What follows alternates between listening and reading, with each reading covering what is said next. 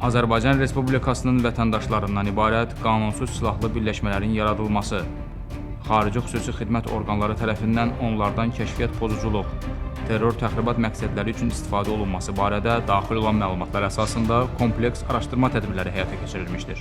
Görülmüş müvafiq tədbirlərlə Azərbaycan Respublikasının hüdudlarından kənarda qanunsuz silahlı birləşmənin fəaliyyətinin təşkili, həmin birləşmənin tərkibində xarici dövlətin rəsmi şəxslərinin güdülməsi və digər cinayət əməllərinin törədilməsinə cəlb edilmiş, özlərini kriminal aləmin nümayəndələri hesab edən Azərbaycan Respublikasının vətəndaşları müəyyənləşdirilərək ifşa olunmuşlar. Qeyd olunan cinayət əməllərinin törədilməsində şübhəli bilinən 1995-ci il təvəllüdlü Məmmədov Amid Saməddin oğlunun xarici ölkə ərazisində gizləndiyi yer müəyyən edildikdən sonra o, keçirilmiş əməliyyat axtarış tədbirləri nəticəsində saxlanılmış, Azərbaycan Respublikasına gətirilərək istintaqa cəlb edilmişdir. Eləcə də bu cinayətlərin törədilməsində şübhəli bilinən 1997-ci il təvəllüdlü Səfərov Nurlan İlhamoğlu və 1983-cü il təvəllüdlü İsrafilov Edip Nəbioğlu saxlanılaraq cinayət məsuliyyətinə cəlb olunmuşlar.